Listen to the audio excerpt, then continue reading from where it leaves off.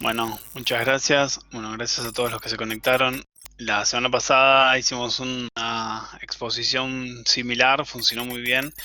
Hubo muchas preguntas, lo cual es genial, porque es que hay mucho interés y la gente tiene ganas o tiene curiosidad. Así que es un lindo espacio, no simplemente para contar algunas cosas, sino como un espacio de reflexión comunitaria y social que está bueno tener en estos tiempos donde la cabeza va a otra velocidad, con las preocupaciones, con otras prioridades. Así que es un buen momento para reflexionar temáticas que están vinculadas con lo que estamos viviendo, que es esta situación de la pandemia, pero desde otro lugar.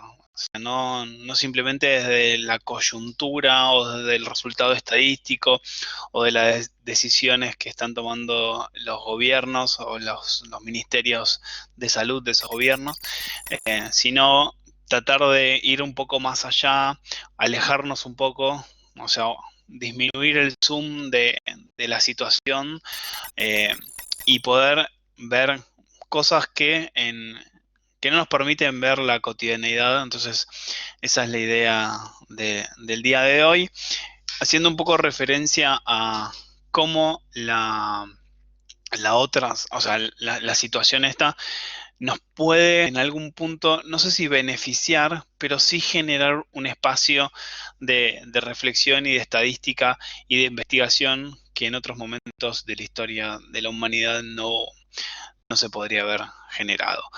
No sé si ustedes saben, no sé si está todo perfecto.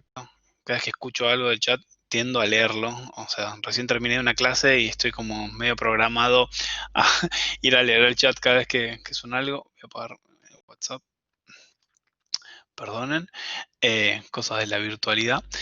Bueno, la idea de hoy es hablar de este mundo nuevo, de este nuevo, lo que llamamos hoy la nueva modernidad, y en algún punto ver o intentar entrelazar algunas historias sobre investigaciones pasadas que tuvo la humanidad de estas mismas características, o sea, investigaciones que podemos decir que son naturales o investigaciones de forma espontánea, y cómo se puede aprovechar esa información.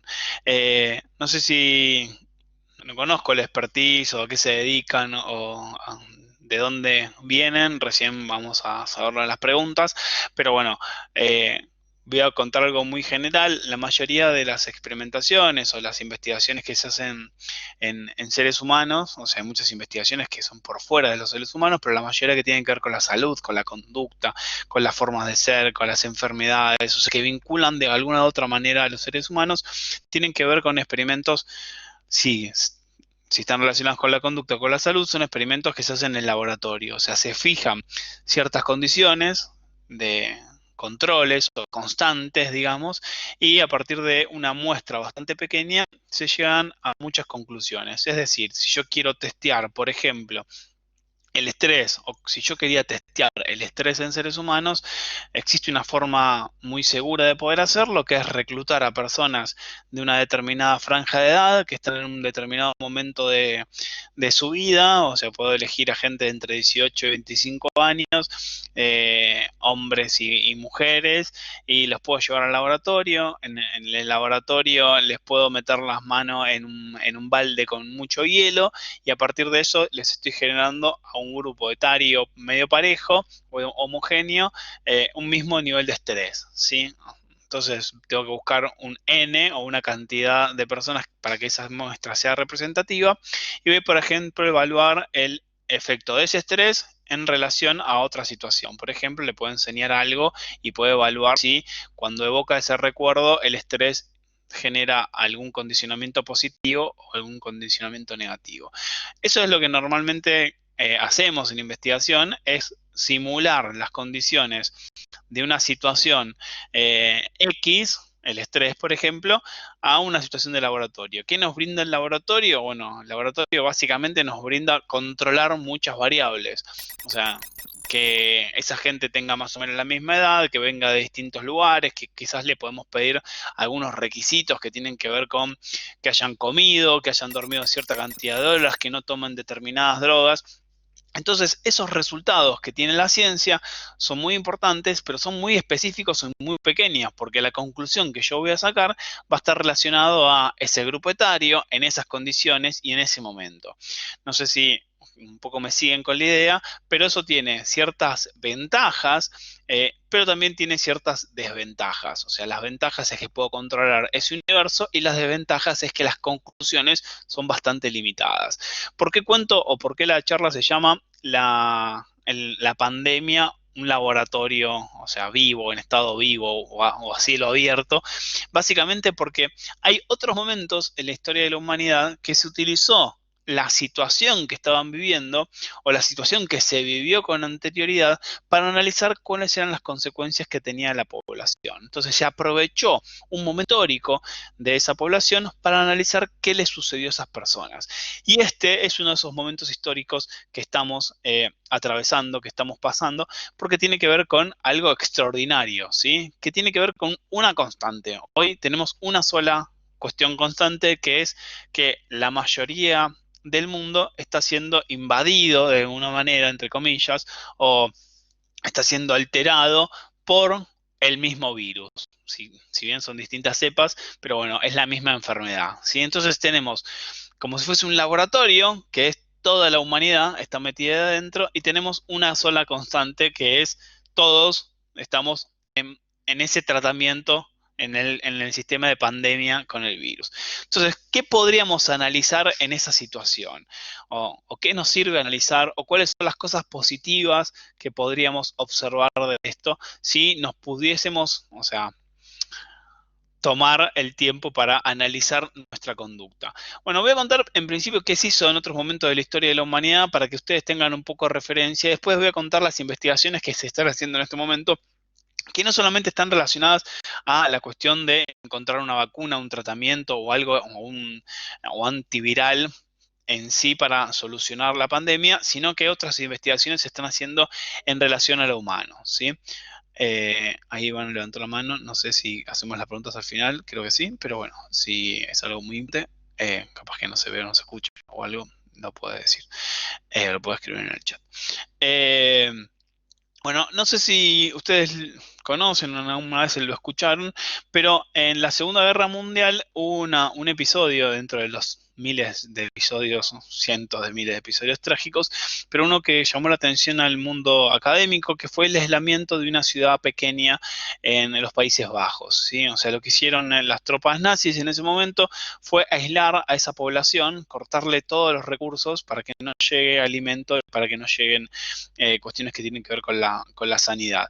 En ese periodo de extremo estrés que tuvo esa sociedad, había muchas mujeres que estaban embarazadas y muchas mujeres que dieron a luz en el momento o posterior a esa apertura cuando cae el régimen nazi. Lo que hicieron varios investigadores fue tomar esa situación lamentable, pero natural, entre miles de comillas, o sea, natural porque las personas estaban en sus casas, o sea, estaban viviendo su cotidianeidad. Es antinatural que pase lo que sucedió, obviamente.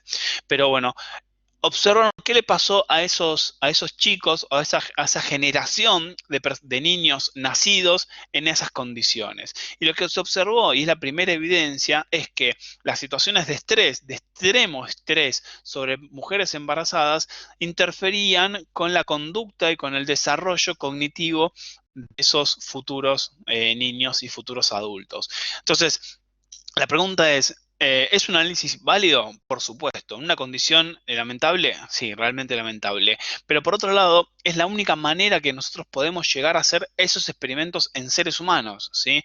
Si bien en experimentos en laboratorio, algún laboratorio o un investigador podría estresar a determinadas madres preñadas de ratas y observar algún tipo de características o algún tipo de desarrollo en esas crías, es bastante poco concluyente ese resultado si lo queremos extrapolar directamente al humano. Entonces, a través de una situación que estaba viviendo el mundo, lamentablemente, en ese periodo, se llegaron a tener determinadas conclusiones y fueron las primeras evidencias que mostraron el estrés en mujeres embarazadas y empezaron a alertar sobre la gravedad que es estresar a las mujeres en determinadas situaciones porque su filiación, sus hijos, tenían problemas cognitivos, ¿sí? Eh, Hay otros casos también terribles, no sé si en algún momento pudieron acercarse, por ejemplo, a las evidencias que están relacionadas con la dictadura de Ceausescu en Rumania. Parece, si uno empieza a ver documentales, fue hace pocas décadas, o sea, fue hace pocos años, y lo que tenía el régimen, o una de las cuestiones que más sobresalieron en ese régimen nefasto que vivió en la humanidad, era que había como muchísima tendencia a que las parejas tengan muchísimos más hijos, ¿sí? Entonces, había mucho desarrollo de determinadas familias y dadas las situaciones de pobreza, no podían cuidar a esos hijos, así que lo que hizo ese régimen fue desarrollar enormes galpones o enormes lugares donde se depositaban, lamentablemente, repito, a esos chicos como orfanatos gigantes, ¿sí? Después que cae el régimen, muchos periodistas, algunos periodistas de la BBC empiezan a recorrerlos y empiezan a hacer notas y empiezan a tomar filmaciones, o sea, si uno tiene, no sé si es un buen momento para ver esas filmaciones en el día de hoy, pero en algún momento de la vida hay que ver lo terrible, lo nefasto que puede llegar a ser el ser humano a veces. Y se observan conductas, se observan entrar a orfanatos donde había hacinados miles de niños de distintas edades. De hecho, en uno de los papers, de los primeros papers que sale, cuentan los investigadores que entraban a esos orfanatos y los chicos no lloraban, o sea, no había llanto porque no había respuesta. O sea, los chicos, los bebés aprendían que no existía el estímulo, o sea, que el llanto no generaba que nadie los vaya a atender. Por lo cual, imagínense el panorama que terrible que es, y de hecho se empiezan a notificar los primeros indicios de movimientos repetitivos. Había muchos chicos que tenían movimientos repetitivos en parte de la cara, o sea, autoacariciaban y tenían que ver con eso, con haber crecido sin estímulos humanos o sin emociones que los puedan acompañar.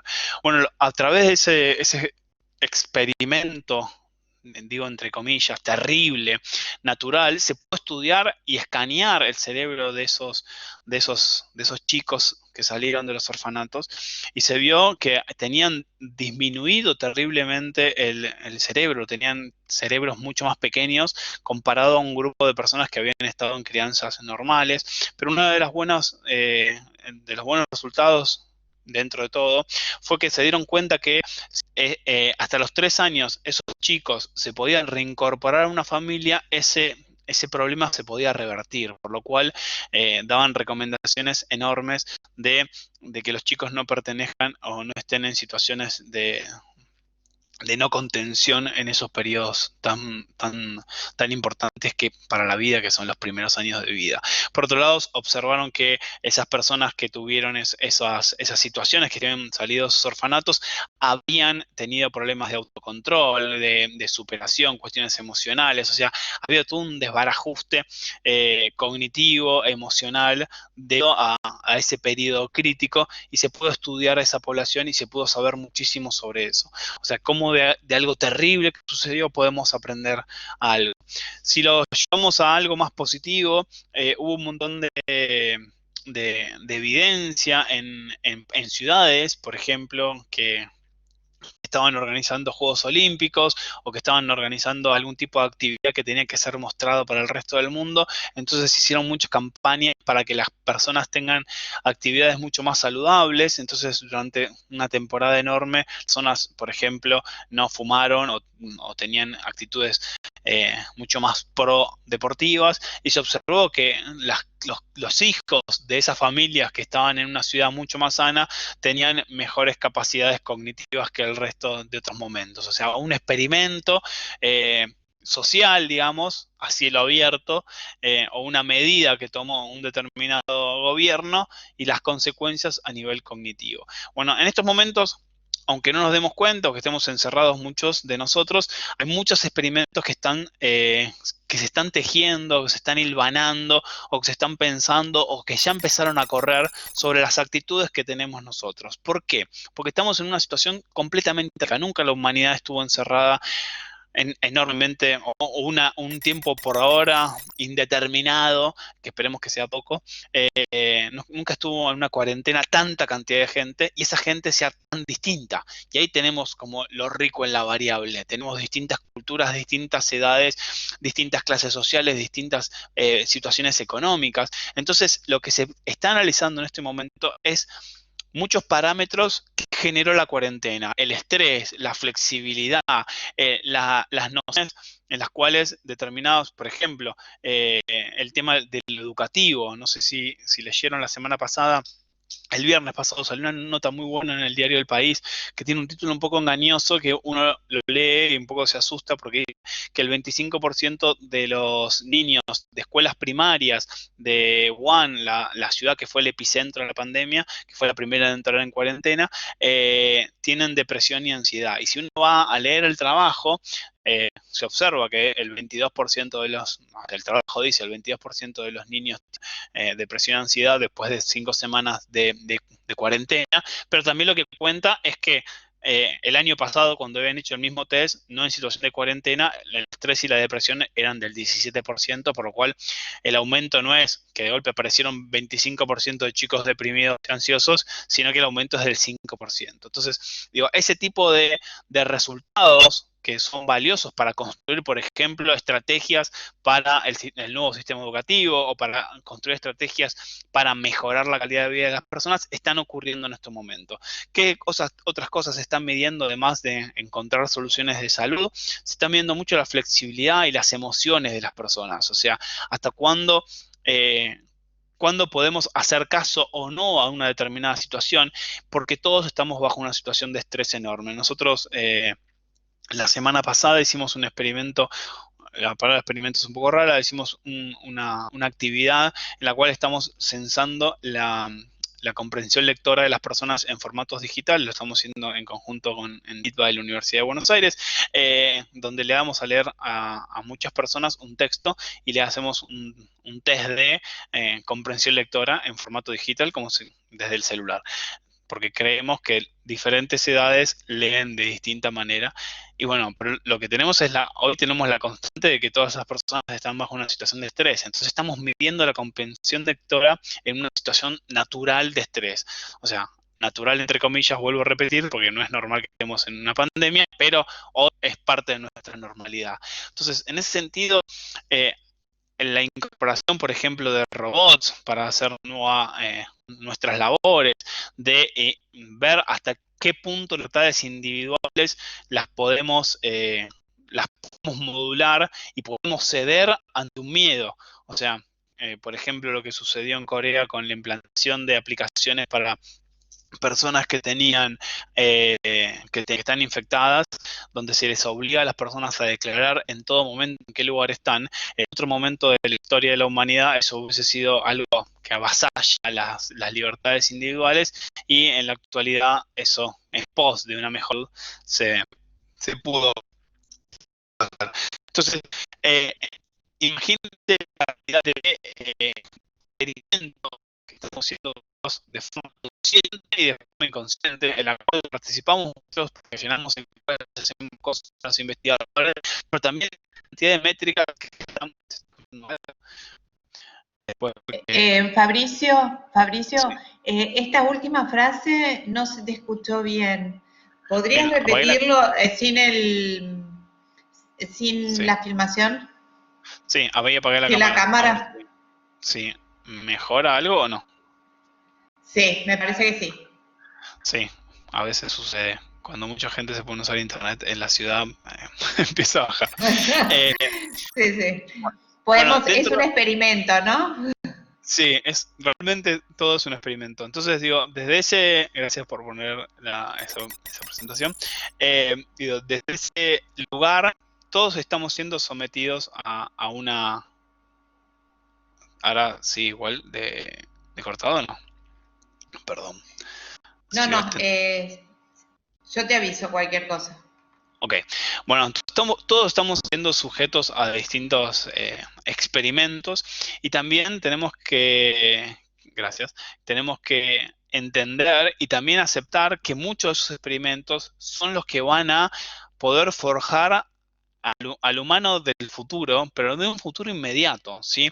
Una de las cosas que a mí más me motiva en este momento es que hay muchas situaciones en las cuales nosotros estamos atravesando que nos van a establecer cuáles son las prioridades, no solamente para nuestra cotidianidad o para nuestra conducta, sino cuáles van a ser las prioridades para las sociedades del futuro, ¿sí? O sea, ¿con qué nos quedamos? Yo me imagino que trato de ser muy positivo casi siempre, y en esta situación no es la excepción, pero yo me imagino muchas veces que esta situación tan compleja que es la pandemia, es como una especie de colador que nosotros estamos como colando fideos y ahí puede ir drenando lo que realmente no es prioritario, ¿sí? Y nos vamos a quedar con las cosas importantes.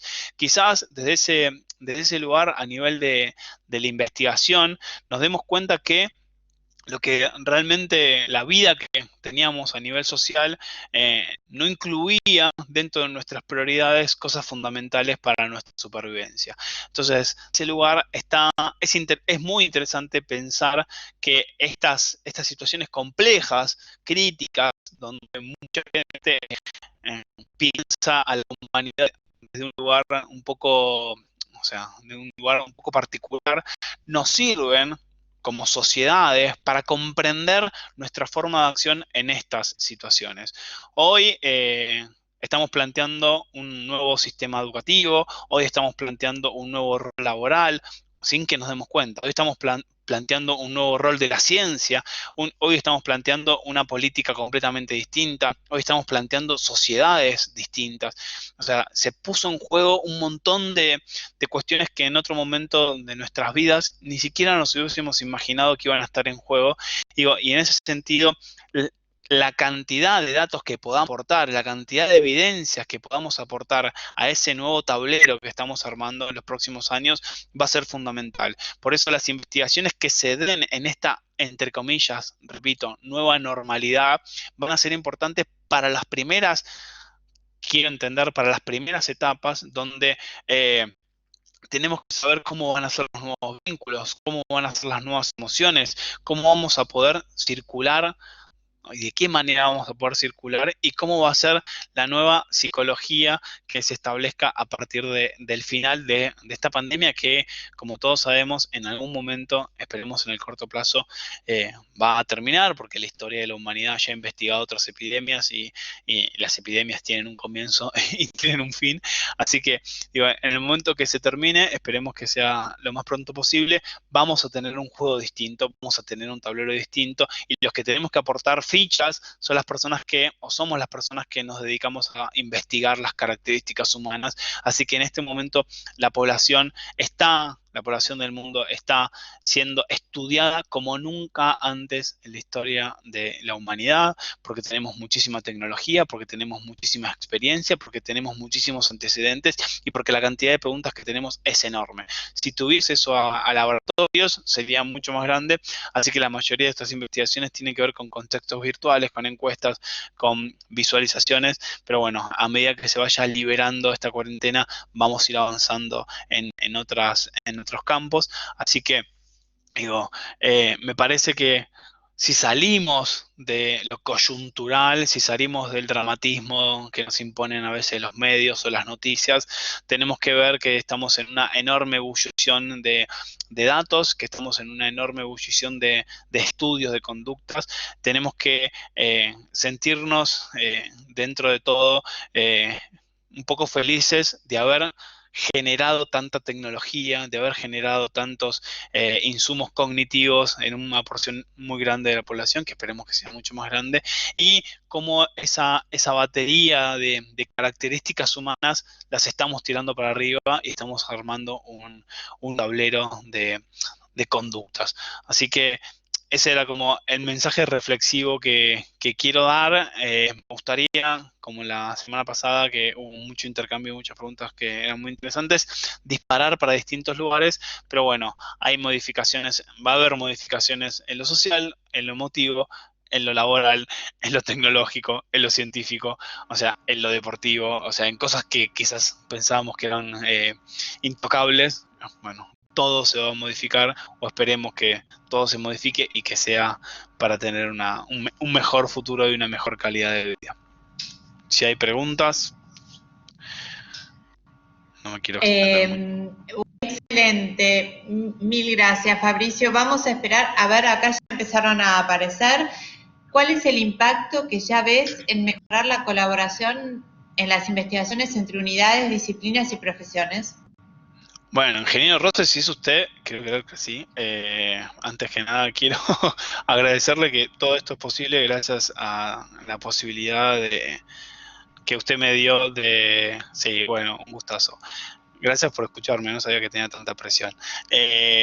Bueno, el ingeniero es una persona extraordinaria que me dio la posibilidad de poder desarrollarme en los últimos meses en otro contexto, o sea, de poder estar acá en el ITBA.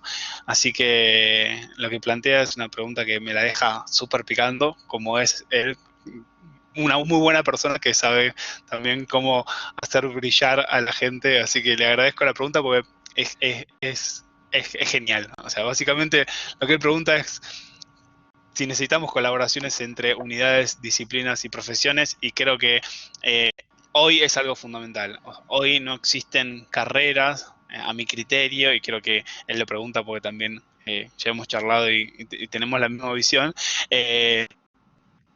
Quiero que quiero creer que necesitamos carreras que estén que tengan interacción interdisciplinaria, o sea, que tengan de alguna forma conexión. Necesitamos carreras o necesitamos profesionales versátiles que hoy puedan trabajar con o sea, un ingeniero que pueda trabajar con un biólogo, que pueda trabajar con un matemático, que pueda trabajar con un físico. Hoy los proyectos son tan complejos y las problemáticas son tan complejas que necesitan de la experiencia, de la expertise y el conocimiento de distintas unidades o de distintas disciplinas.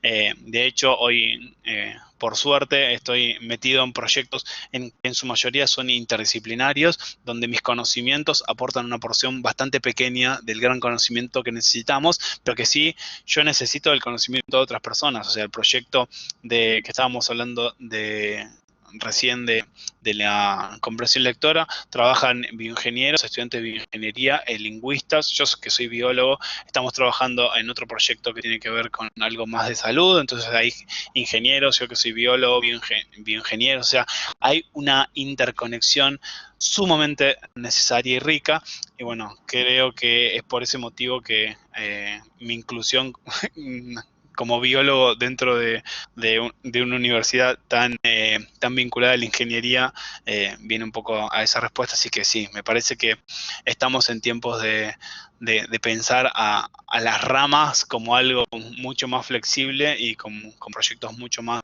interdisciplinarios, absolutamente. Muchas gracias por escucharme. Gracias, Fabricio. Acá María Claudia te consulta, por supuesto, cómo se vislumbra el futuro del sistema educativo en función de la experiencia que estamos viviendo y sobre todo de poder superar las desigualdades. Bueno, justo la semana pasada charlamos sobre eso, sobre cómo va a ser la educación o la próxima educación, y me parece que en las primeras etapas de esta salida de la cuarentena va a haber como una educación distinta, donde se contemple la virtualidad, donde la presencial tenga que ver con otras situaciones que no tengan que ver directamente con el aprendizaje en sí, sino con vivencias o con necesidades vitales que tenga el sistema educativo. Me parece que tenemos que sacar buenas conclusiones sobre los resultados de la virtualidad, o sea, si sirve, si no sirve, qué es bueno, qué no es bueno, y poder tener de acá al corto plazo una buena conclusión de cuál sería la mejor forma de enseñarnos, los tiempos de enseñarlos, de enseñanza, por ejemplo, el tema o sea, en otro momento Hace 5 años no se discutía si hoy un video de YouTube enseñando matemática es mejor que un profesor de matemáticas. Estábamos convencidos que teniendo las dos posibilidades era mejor lo presencial. Hoy ante ese panorama, ante esa disminución de ese panorama, tenemos que contemplar otras comparaciones, así que desde ese lugar tenemos que hacer buenas investigaciones como para poder encontrar buenas soluciones y no tomar decisiones como tomamos en otro momento de la historia de la educación, más vinculadas a la lógica y no a los datos. Gracias, Fabricio. Te quería pedir un favor. Fíjate a Sí. ver qué tal está la Sí, cámara, a ver si te podemos volver al modelo en vivo. Sí, ahí voy. A ver si... Voy a poner un poco de luz porque no se ve nada. A ver. Sí, lo ideal sería poder verte. Mientras Sí. tanto, ¿querés que te haga la siguiente pregunta? Dale. Que la hace Marisa.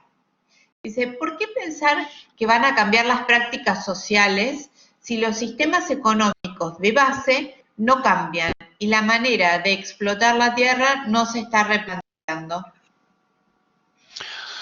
Es bueno, es una visión negativa de todo, pero es necesaria esa visión. Me parece a mí me parece que todo se va a poder replantear cuando sepamos cuál fue el costo real. Hoy no sabemos cuál es el costo que tiene la situación. No sabemos si esto termina hoy o termina dentro de un mes o termina dentro de un año y no sabemos qué nos vamos a llevar puesto. Entonces, digo, realmente ponernos a pensar hoy cómo va a ser ese futuro, que va a ser cercano, digamos, pero quizás en tiempos mentales va a pasar mucha agua bajo el río.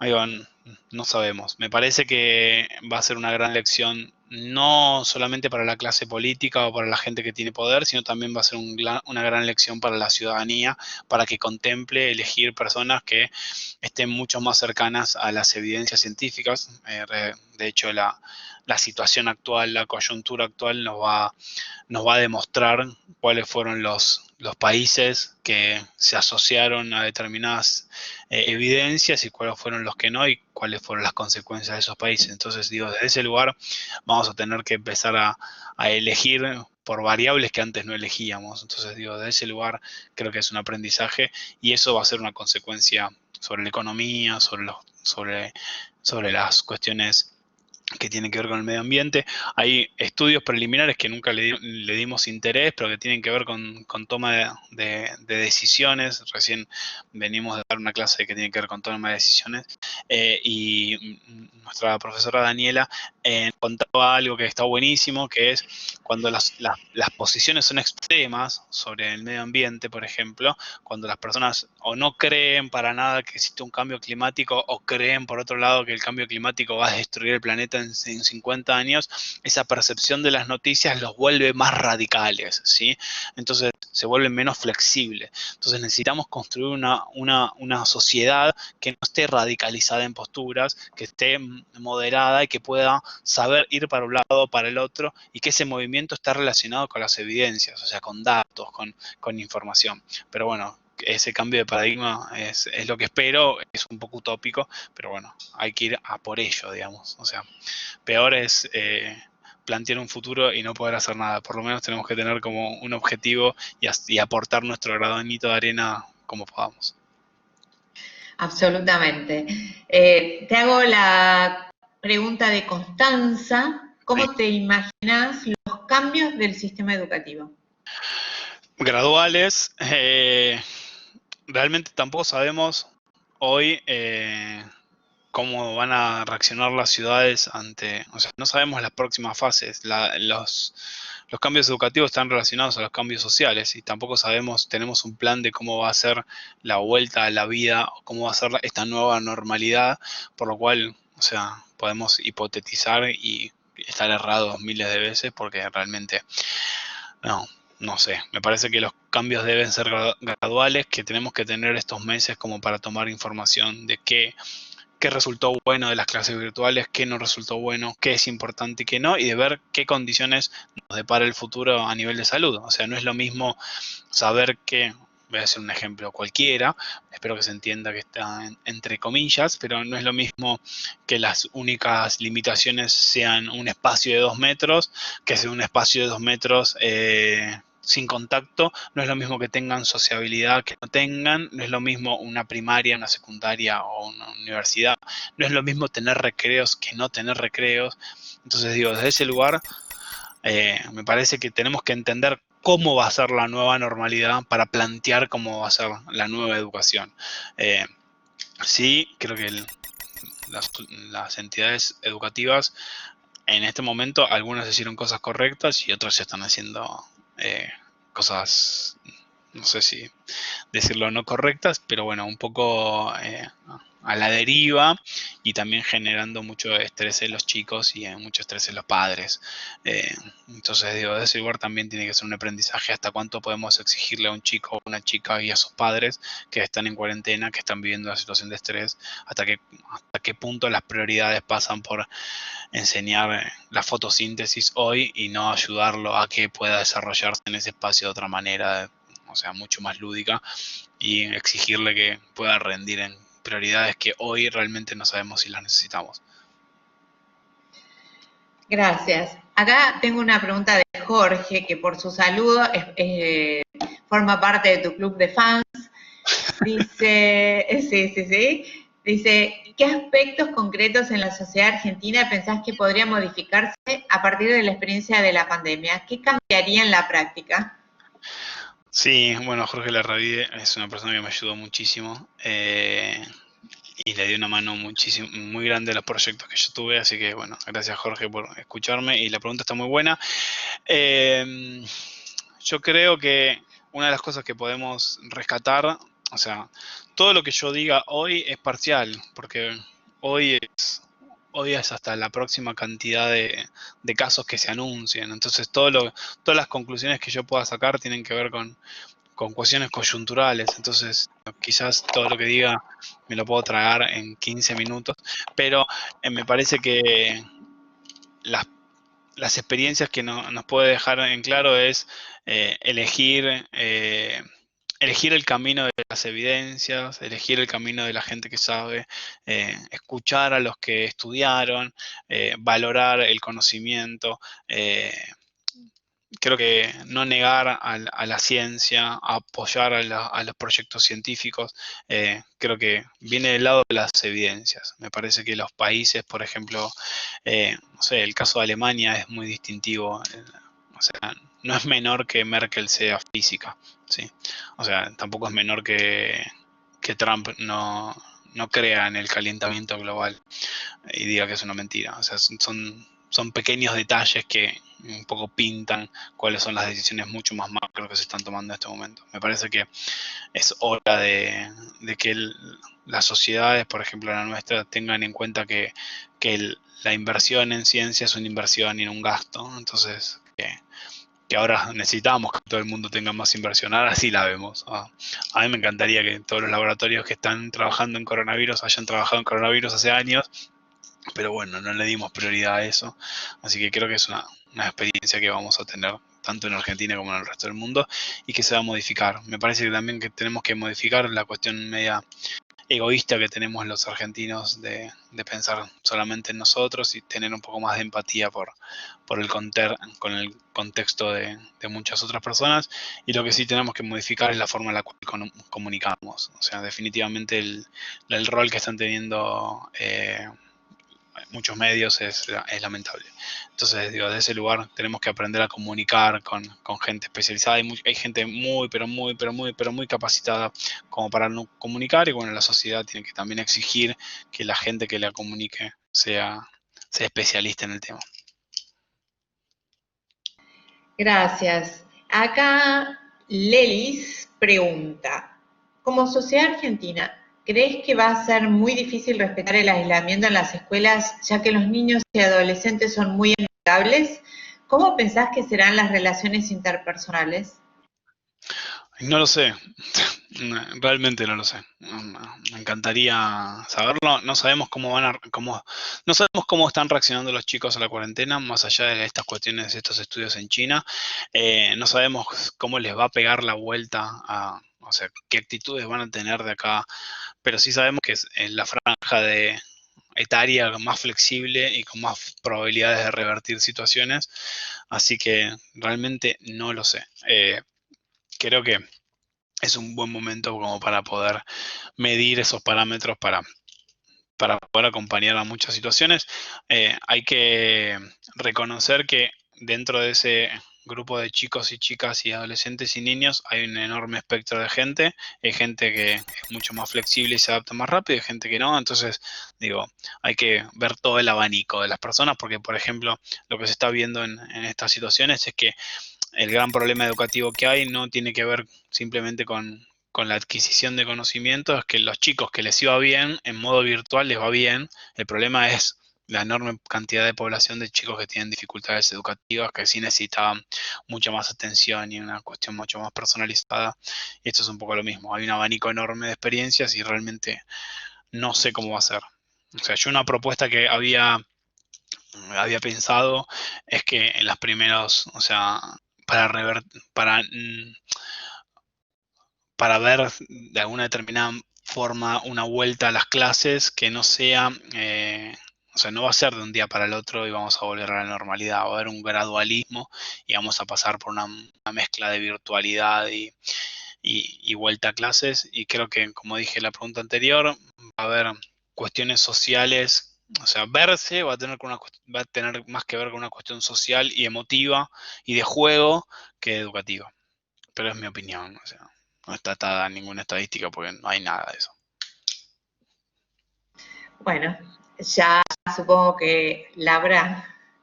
Mientras tanto, Magalí pregunta, ¿crees que en 15, 20 años, en ese nuevo tablero o juego que planteas, los hoy niños serán jugadores claves en la sociedad por la experiencia vivida y la educación recibida?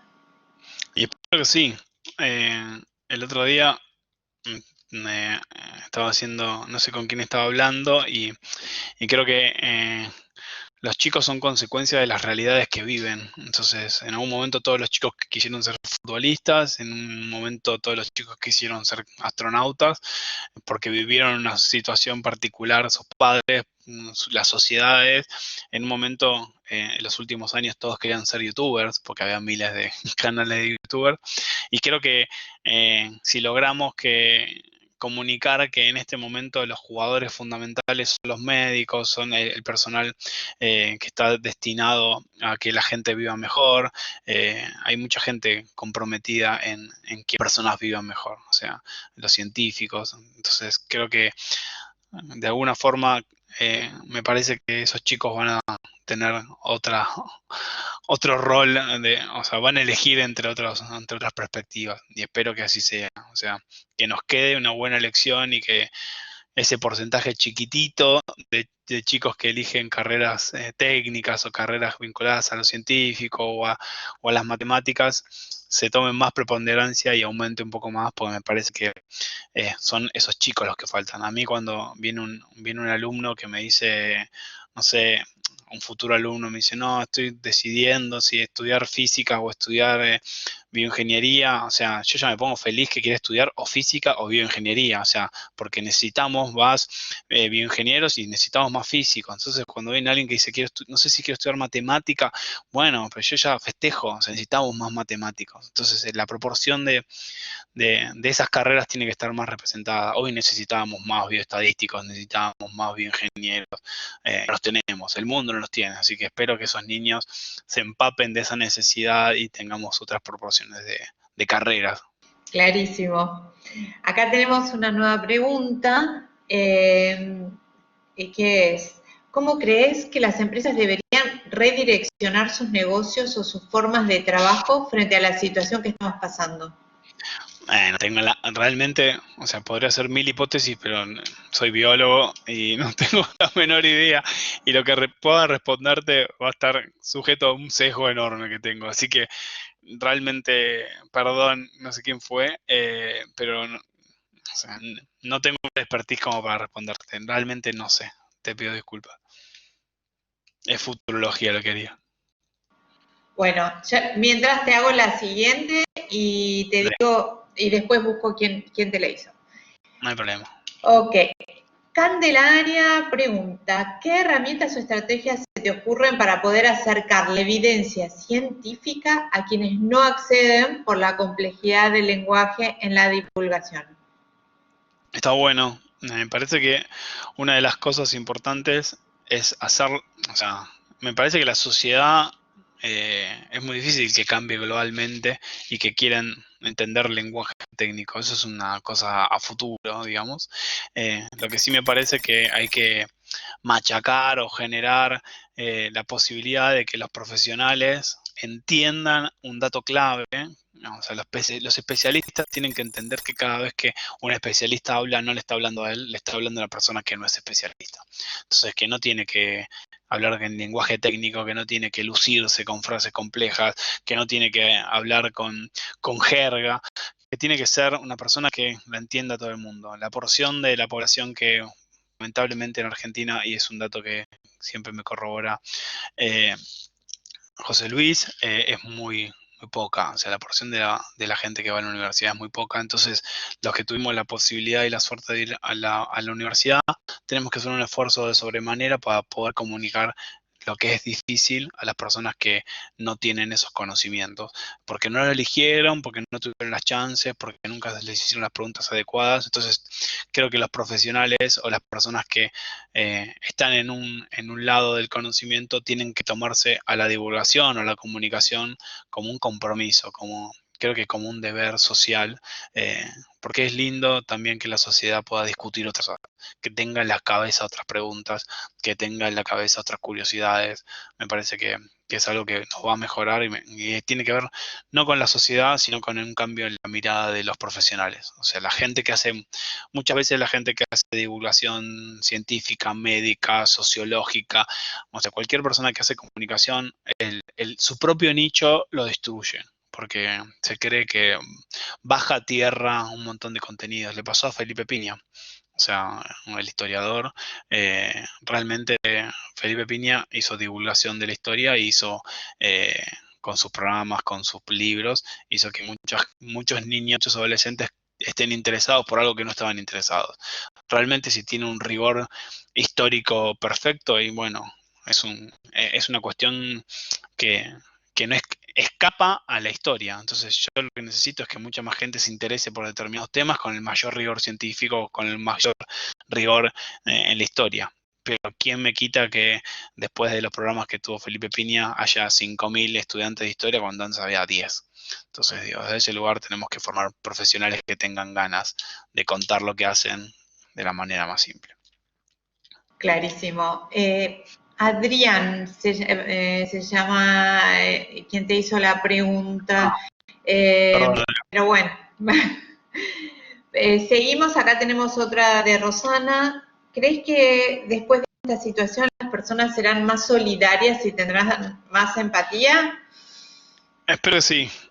Eh, Soy un optimista y creo que sí, pero después salgo a la calle y veo mucha gente jugando con niños y parejas de la mano por la calle y se me pasa. No, pero creo que vamos a ser, no sé si más empáticos, pero sí tener más en cuenta al resto de la población. Esperemos que sí, esperemos que sí.